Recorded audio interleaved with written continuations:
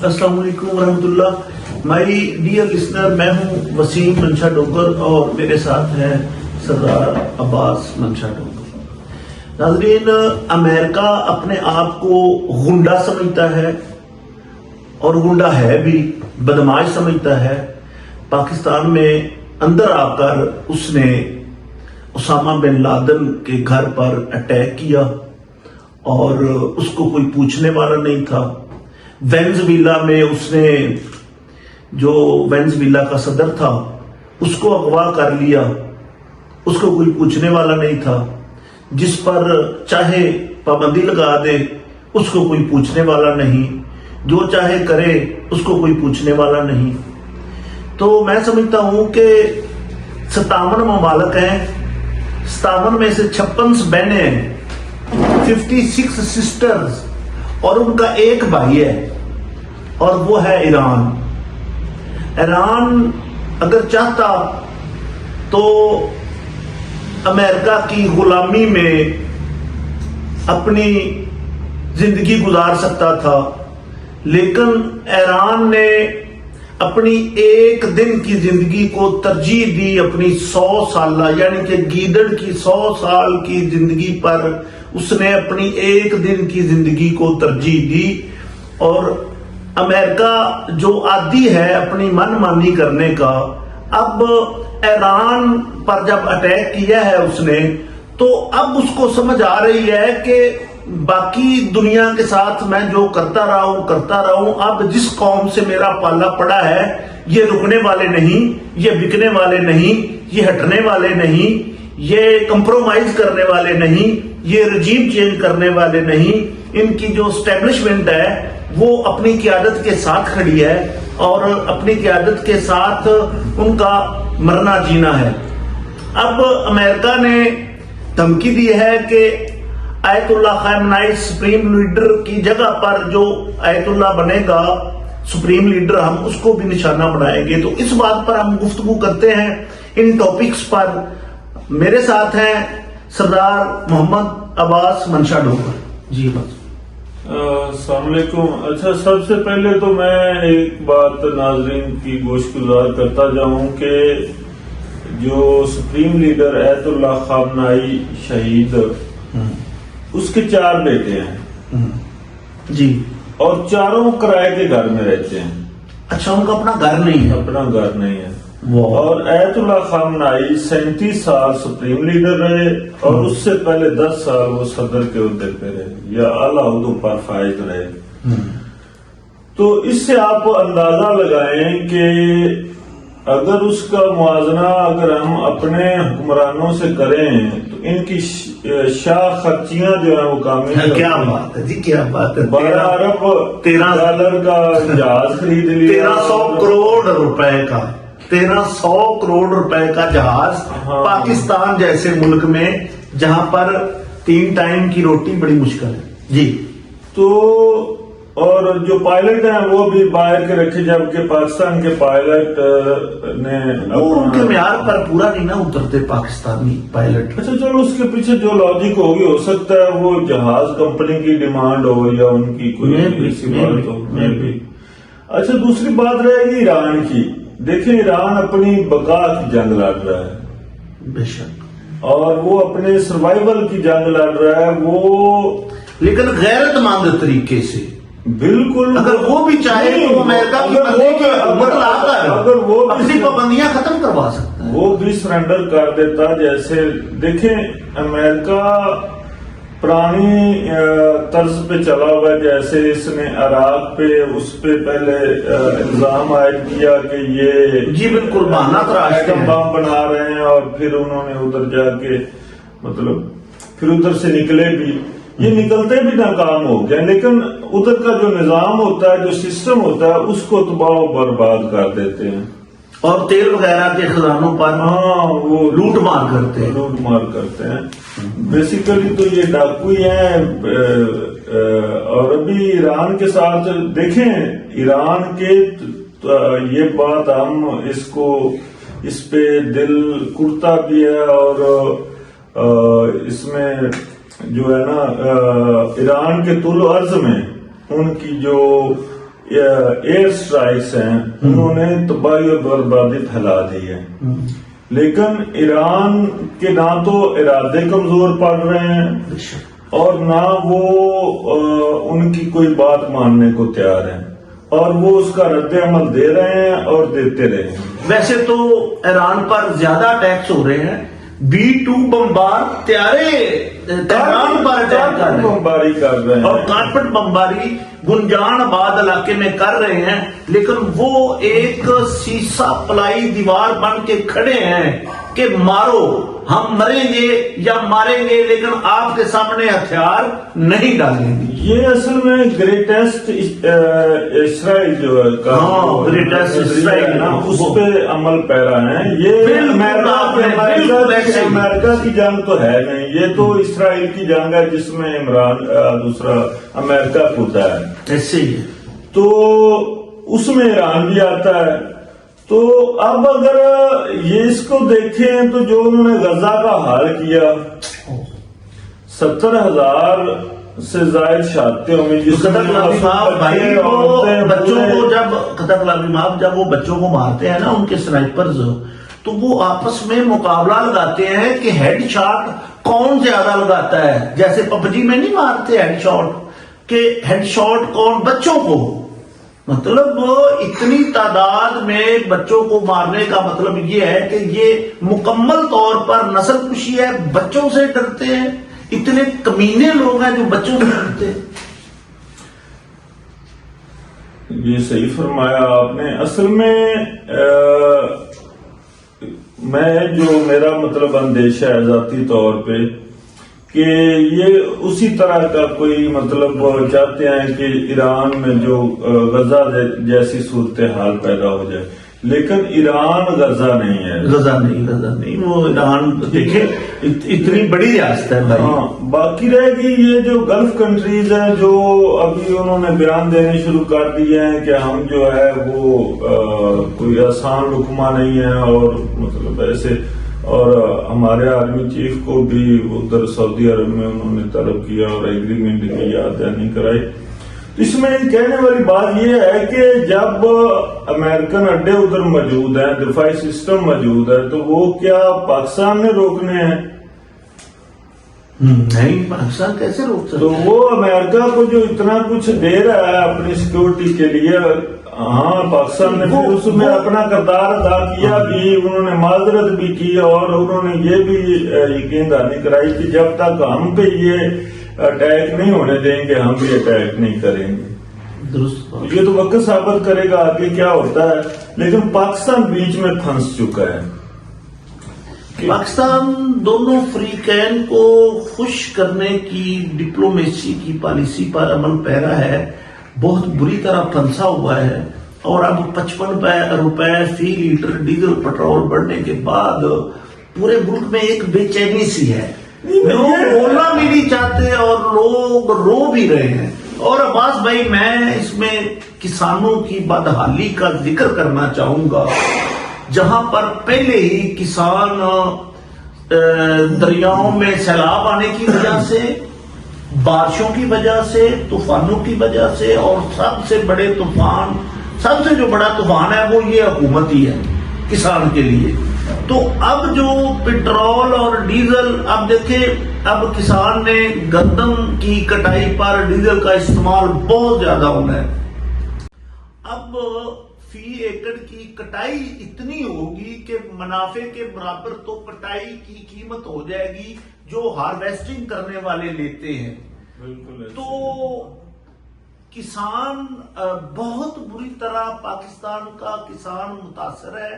اگر ہمارے حکمرانوں کو کسان کی بنیادی مشکلات کا پتہ ہوتا، اگر آج کا کسان کیا سوچ رہا ہے اس کا پتہ ہوتا اور کس حال میں ہے، یقیناً یہ ہماری چیف منسٹر صاحبہ کو نہیں پتا۔ وہ ہمارے متعلقہ MP نے کہا کہ وہ سونے کا چمچ لے کر پیدا ہوئے ہیں، وہ برانڈ ہیں، ٹھیک ہے مانتے ہیں، لیکن اگر وہ برانڈ ہیں اور سونے کا چمچ لے کر پیدا ہوئے ہیں تو ان کو کیا پتا کہ غریبی کیا ہوتی ہے؟ ان کو کیا پتا کہ کسان کیا ہوتا ہے، ان کو کیا پتا کہ کسان کیا کیا مصیبتیں جھیل کر دن رات 6 مہینے اپنے بچوں کی طرح فصل کو پالتا ہے، اور پھر اس پر مڈل مین اور حکومت ڈاکہ مارتی ہے۔ ہم نے گندم 1800 روپے فی من میں فروخت کی، ہمیں 1 روپیہ منافع نہیں ہوا، ہمارے خرچے میں سے نقصان ہو گیا۔ جب کسان سے گندم چلی گئی تو 5000 فی من کی قیمت سے 6000 7000 پر آٹا فروخت ہو رہا ہے اور گندم فروخت ہو رہی ہے۔ کیا یہ کھلا تضاد نہیں؟ اگر ہم سولر سے بجلی بنائیں تو ہمیں 8 سے 10 روپے یونٹ، اور گورنمنٹ بجلی ہمیں فی یونٹ دے تو 70 سے 80 روپے یونٹ۔ اتنا کھلا تضاد، اتنی بڑی زیادتی کسانوں کے ساتھ، جو پاکستان کی معیشت کا بڑا حصہ ہے۔ پاکستان کے جی ڈی پی میں 30% جو ہے وہ کسان کا کردار ہے، اور کسان گندم، چاول، چینی، گنا، فروٹ، گوشت، دودھ، کیا کچھ جو کسان، اگر کسان ایک ہو جائے، ایک دن کا دودھ بند کر دے، ایک دن کی سبزی بند کر دے، منڈیوں میں نہ لائے، تو حکومت کو لگ پتا جائے گا کہ کسان کی طاقت کیا ہوتی ہے۔ لیکن ہم کسان جو ہے نا، ہم کو سمجھ نہیں آ رہی کہ ہم نے کس طرح ایک پلیٹ فارم پر اکٹھے ہونا ہے۔ کیوں باز بھائی، آپ کا اس بارے میں کیا خیال؟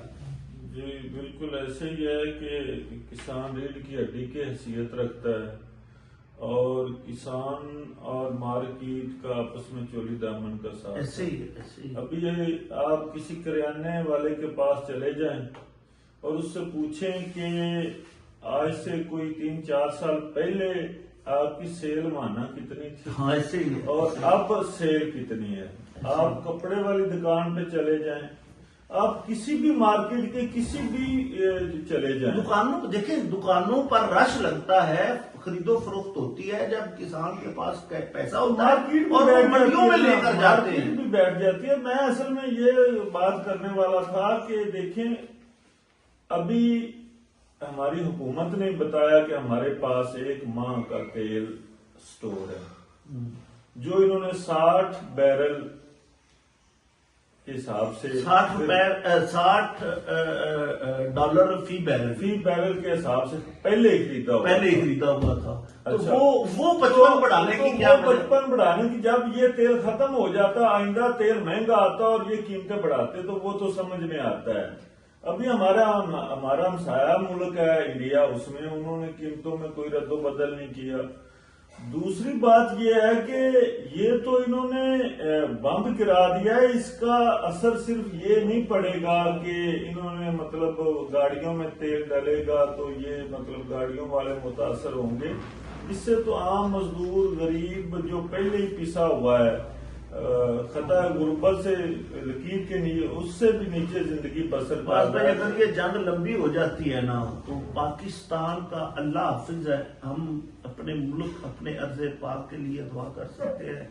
میں کہتا ہوں عباس بھائی، فیکٹریاں بند، ٹرانسپورٹ بند، زمیندارہ بند، بجلی بند، گیس بند، آپ کے تمام تر ایکٹیویٹیز رک جائیں گی، اور لوڈ شیڈنگ 24 گھنٹوں میں سے 18 گھنٹے لوڈ شیڈنگ ہوگی، بلکہ اس سے بھی زیادہ ہو جائے گی، اور اندھیرے میں لوگ ڈوب جائیں گے۔ پاکستان کو اقدامات لینے ہوں گے، فیصلے کرنے ہوں گے کہ ہم پاکستان کی معیشت کا پہیہ کیسے چلائیں۔ ٹیکسز پر ٹیکسز، تیل پٹرول کی قیمتیں بڑھ رہی ہیں، جبکہ عام پاکستانی کی انکم پر کوئی فرق نہیں پڑ رہا، وہ نیچے سے نیچے جا رہا ہے۔ تو ایک وقت آئے گا جب لوگ ٹیکس بھی نہیں دے سکیں گے۔ اچھا، یہ دوسرا، قیمتیں بڑھائیں بھی تو اشرافیہ کو فائدہ، ہاں کم کریں تو بھی، جس وقت کم کرنی ہے اس وقت بھی مڈل مین اور اشرافیہ کو فائدہ ملتا ہے۔ بس بھائی میں ایک بات کرتا چلوں، مطلب ایک میرے پاس ایک بات ہے کہ جب انہوں نے وہ پتنگ بازی کروائی نا بسنت لاہور میں، تو 100 अरब रुपए का गोश्त 100 करोड़ रुपए का गोश्त फरोख्त हुआ एक दिन में, चिकन। तो फायदा किसको हुआ भला? उसको जो अंडे से लेकर चिकन तक और लोहे तक का बिजनेस करता है। आपको पता है, मतलब वो तकरीबन एक 100 अरब का मुकम्मल गोश्त फरोख्त हुआ और वो मुनाफा किसकी जेब में गया? इसी तरह अब्बास भाई, अब मुझे एक दोस्त का फोन आया, वो मुझे कह रहा था कि मैं मलेशिया में हूं, मैं अपनी बीवी को बुलवाना चाह रहा हूं, तो आपका कोई FIA में तल्लक है तो तल्लक से या पैसे देने से वो आने देते हैं, नहीं तो वो आने ही नहीं देते।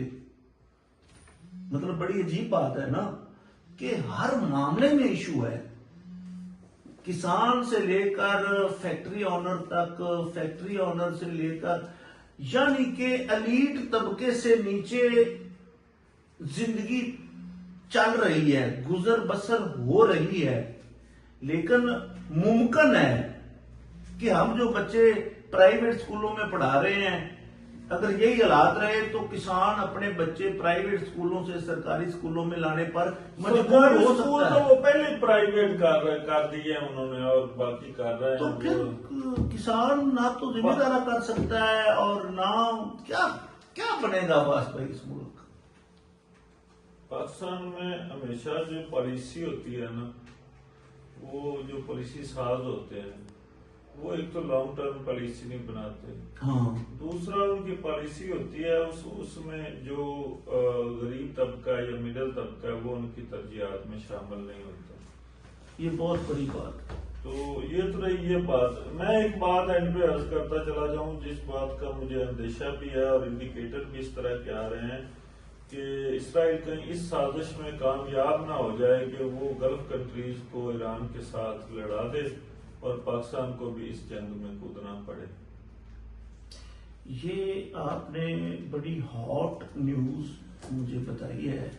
अगर अरब ममालिक इस जंग में कूदते हैं ईरान के खिलाफ इसराइल की सपोर्ट में, तो फिर पाकिस्तान को भी अपना पलड़ा, अपना वजन किसी पलड़े में डालना पड़ेगा, ईरान के साथ या ईरान के खिलाफ।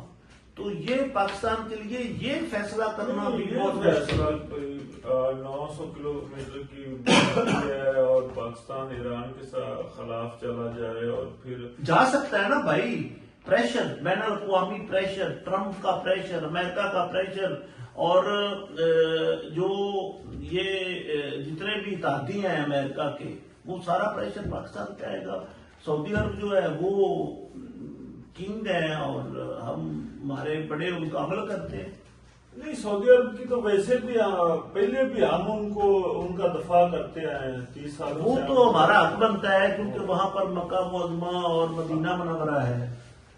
तो असल में दूसरी बात ये है वसीम भाई कि ये जो गल्फ कंट्रीज है ना, बुनियादी तौर पे ये बड़े अय्याश लोग हैं और जो अय्याश होते हैं ना वो दलेर नहीं होते और ना वो फिर जंगे लड़ सकते हैं। हालांकि यही वो इसी तरह फिर अमेरिका जैसे मुल्क से मदद लेते हैं और जो है असला अपनी कमर पे रखते हैं और फिर उसी से बैठ जाते हैं। ये खुद तो जंग कर नहीं सकते और ना इनमें इतनी दलेरी, क्योंकि ये अपनी ऐशो इशरत की जिंदगी छोड़